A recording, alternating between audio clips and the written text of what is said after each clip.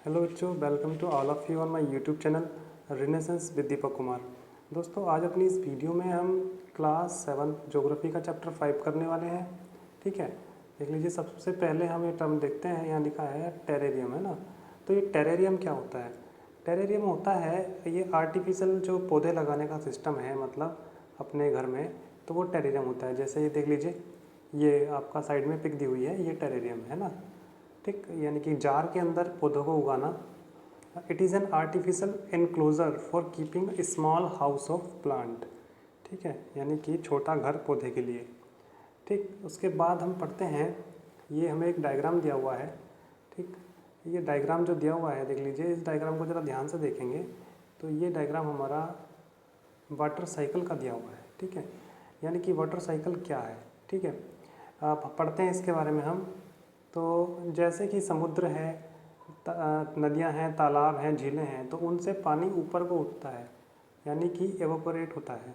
ठीक है, सन की जो एनर्जी होती है वो पानी को ऊपर खींच लेती है, पानी उड़ जाता है, जिसे हम कहते हैं हिंदी में बाष्पीकृत हो जाता है। इस क्रिया को हम इवोपोरेशन कहते हैं। आपने मोस्टली देखा होगा, जब घर में आप पोछा लगाते हैं फर्श पे, तो पंखा चला देते हैं, कुछ देर बाद में वो सारा पानी जो है सूख जाता है, यानी कि उड़ जाता है। ठीक, हवा में ऊपर जाने के बाद ये बादल बन जाते हैं और बादल कंडेंस हो जाते हैं, यानी कि पानी का भाप में बदलना इवेपोरेशन कहलाता है, और भाप का पानी में बदलना कंडेंसेशन कहलाता है। उसके बाद ये बादल जब भारी हो जाते हैं, ठीक है, तो पानी को ऊपर से नीचे बरसा देते हैं। ठीक है, इसको हम प्रेसिपिटेशन कहते हैं। प्रेसिपिटेशन कई फॉर्म में हो सकता है, जैसे कि ओला पड़ सकता है, ठीक है, बर्फ़ पड़ सकती है, और आपका हेल स्टॉर्म वगैरह यानी तूफ़ान आ सकते हैं बर्फीले, और ये बारिश के रूप में भी होता है। पहाड़ों से होता हुआ नदियों के सहारे पानी फिर से समुद्र में पहुंच जाता है। इस तरीके से एक साइकिल बन जाता है, इसको हम वाटर साइकिल कहते हैं। ठीक, उसके बाद हम आगे चलते हैं। देख लीजिए, ये डायग्राम है। उन्होंने कहा इस डायग्राम में कि world major seas, lakes and rivers. हम इसमें देखेंगे, एक्चुअली ये सीधा नहीं होगा, ये बुक में इस तरह से पीडीएफ मैंने डाउनलोड की थी, इसी तरीके से था। तो आप अपना मोबाइल को अपना थोड़ा साइड से करने के बाद इसको देख सकते हैं। ठीक है, मैं इसको समझा रहा हूँ आपको यहीं पे। ये आपका यहाँ पे पड़ता है आपका पैसिफिक ओशियन, अब घूम के भी आ जाएगा एस के रूप में, जो क्योंकि ये ग्लोब को हम सीधा मैप पे लाते हैं ना, ये एस के रूप में जो होता है ये अटलांटिक ओशन होता है। इस हिस्से को नॉर्थ अटलांटिक कहते हैं, तो इस हिस्से को साउथ अटलांटिक कहते हैं। ठीक है, उसके बाद हम थोड़ा नीचे चलते हैं, तो ये वाला कुछ जो सीज़ हैं, ये आर्कटिक ओशन है, और ये आपका मेडिटेरेनियन सी है। ये आपका छोटा सा हिस्सा पड़ता है रेड सी, है ना, और यहाँ पे पड़ता है आपका ब्लैक सी, ये पड़ता है आपका छोटा सा हिस्सा कैस्पियन सी। ये भारत के इधर पड़ता है अरेबियन सी, और भारत के इधर आती है बंगाल की खाड़ी, और ये वाला हिस्सा, ये पूरा सी कहलाता है इंडियन ओशियन। ठीक है, और नीचे वाला आ जाता है आपका साउदर्न सी, जो अंटार्कटिका के पास में है। ठीक है, आगे चलते हैं, हम आगे देखेंगे तो ये फिर से इधर से घूम के आ जाता है पैसिफिक ओशियन, है ना, यानी कि हमारी अर्थ गोल है। ठीक, इस वाले को कोरल सी कहते हैं, ऑस्ट्रेलिया के पास। और ये बंगाल की खाड़ी से इधर अगर हम आ जाते हैं, जहाँ चाइना में, जो चाइना जिस पर अपना अधिकार जमाता है, वो ये है साउथ चाइना सी। ठीक है, इसको ईस्ट, जापान के पास वाला जो सी है, इसको ईस्ट चाइना सी कहते हैं। इस तरीके से आपने सारे सीज और ओशियंस समझ लिए होंगे। ऊपर चलते हैं हम थोड़ा सा और। देखिए, सैलिनिटी पढ़ते हैं। सैलिनिटी क्या होता है? Salinity is the amount of salt, यानी कि 1 किलोग्राम पानी में जितनी नमक होती है उसको हम सैलिनिटी कहते हैं। ठीक है, तो आपका ये सबसे ज़्यादा जो सैलाइन आपका सी है वो है डेड सी, जिसमें 300 ग्राम तक नमक पाई जाती है।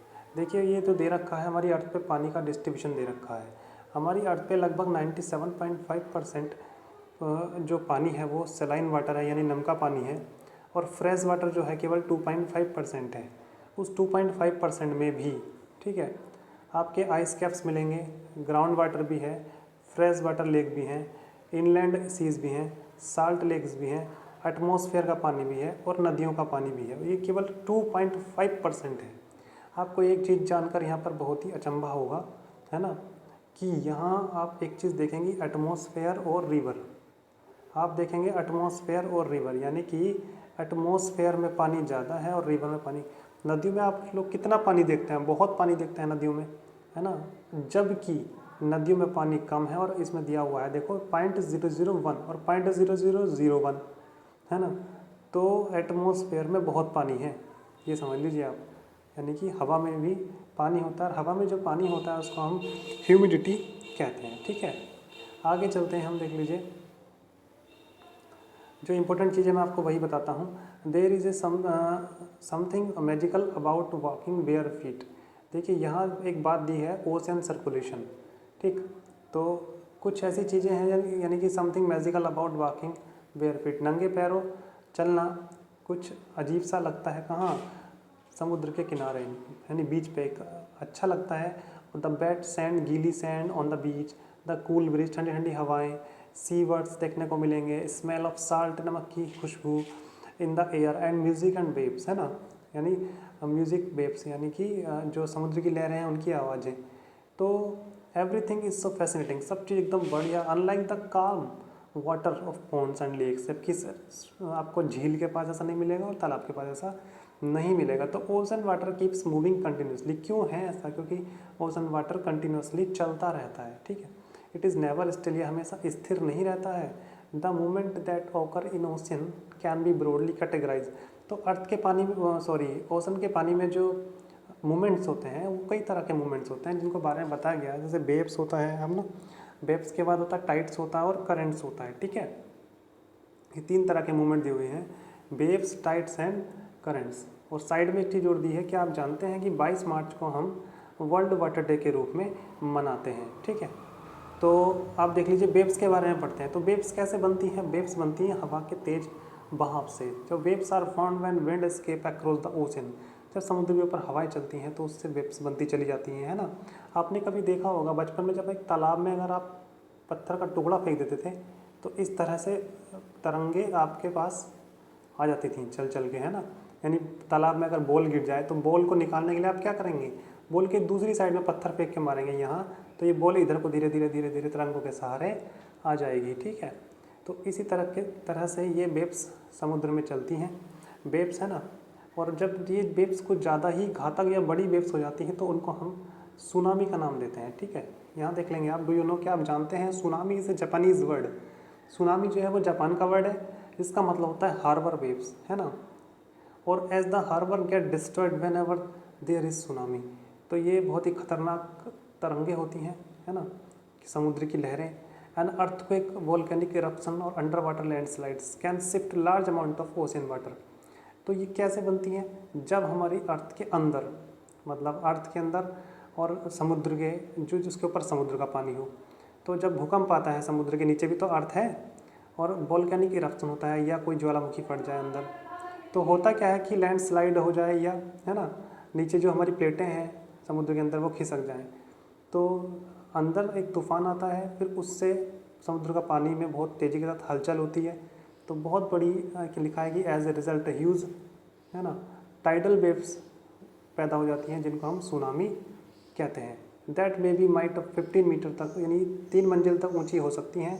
तो लार्जेस्ट सुनामी लगभग 150 मीटर तक मेजर की गई है, ये 150 मीटर ऊंची। तो these waves travel eight A speed, लगभग 700 किलोमीटर पर आवर की स्पीड से ये वेव्स चलती हैं। और लगभग 2004 में इन्होंने बताया कि यहाँ पे बहुत ज़्यादा इन्होंने कोस्टल एरिया में विनाश किया था, इंडिया में भी। तो इंडिया का जो इंदिरा पॉइंट है ना, ये तो आप पढ़ेंगे इस चीज़ को, the Indira point of the Andaman and Nicobar island, तो ये हमारा साउदर्न मोस्ट पॉइंट था, ये 2004 की सुनामी में पूरी तरह से डूब चुका है, ठीक है। देखिए ये सुनामी का आपका पिक्स है। टाइड्स की बात करते हैं तो टाइड्स किसे कहते हैं, the rhythmic rise and fall of ocean water twice in a days called tide. दिन में दो बार समुद्र का पानी, एक बार तो बढ़ता है और एक बार घटता है। जब तेज़ी के साथ बढ़ता है उसको हाई टाइड कहते हैं, और फिर जब उतरता है तो उसको लो टाइड्स कहते हैं, है ना। ये होता क्यों है, होता इसलिए है, देखिए ये होता है सन के और मून के ग्रेविटेशन फोर्स के कारण। ये डायग्राम है, आप डायग्राम जरूर बना लेंगे। सबसे पहला डायग्राम आप वाटर साइकिल का बनाएंगे, ठीक है, और उसके बाद ये वाला डायग्राम आप बनाएंगे। तो ये देख लीजिए कि सन हमारे अर्थ के जो पानी को अपनी ओर खींचता है, ये देखिए यहाँ पे, है ना। और जब खींचता है तो फिर, और जब दोनों एक ही सीध में आ जाते हैं, ये दोनों एक ही सीध में आ जाते हैं तो बहुत ज़्यादा पावर लगती है ना, ज़्यादा फोर्स लगता है, तो ये और तेज़ी के साथ पानी को खींचता है।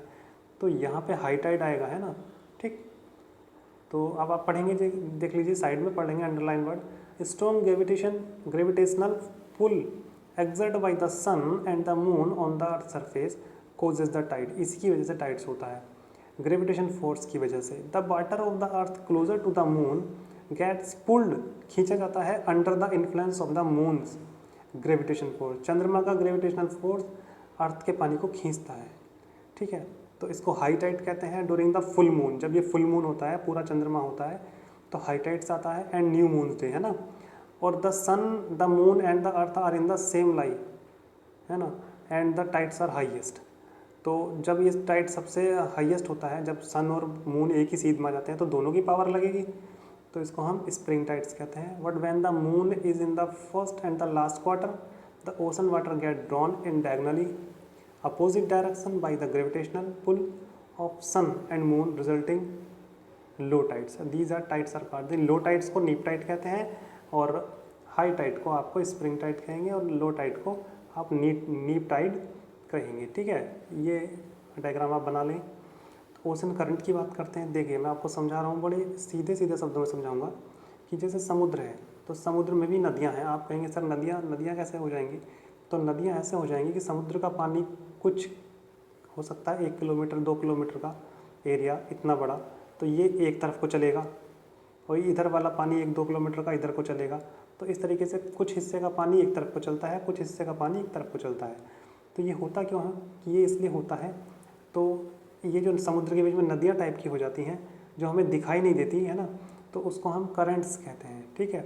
और ये होता क्यों है? देखिए अर्थ है, हमारी अर्थ के घूर्णन की वजह से होता है, यानी जब हमारी अर्थ घूमती है तो इसको रोटेशन कहते हैं। रोटेशन की वजह से होता है, रोटेशन की वजह से हमारी अर्थ पे एक फोर्स काम करता है, इसको हम कोरियोलिस फोर्स कहते हैं ना, कोरियोलिस फोर्स। तो नॉर्थन हेमिस्फीयर का पानी राइट साइड को घूमता है, जबकि साउदर्न हेमिस्फीयर का पानी आपका लेफ्ट साइड को घूमता है, ठीक है।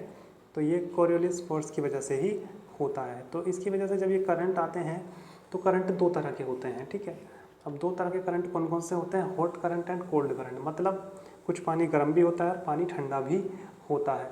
तो जब हमारी अर्थ है, अर्थ के बीचों बीच आपको पता ही है गर्मी होती है, इस हिस्से में गर्मी बहुत होती है, तो ये होता है इक्वेटर। तो इक्वेटर की तरफ से जो पानी इधर को चलेगा तो वो गर्म करंट होंगे, और जो पोल की तरफ से पानी इक्वेटर की तरफ को चलेगा तो वो ठंडे करंट होंगे, ठीक है, यानी कि कोल्ड करंट।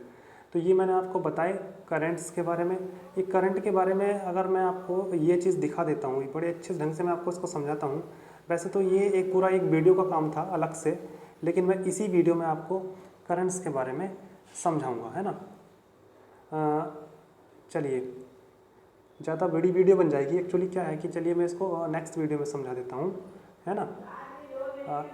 आप वीडियो देखने के लिए चैनल की प्लेलिस्ट में जाना, वीडियो और चैनल को सब्सक्राइब कर देंगे। Thank you so much.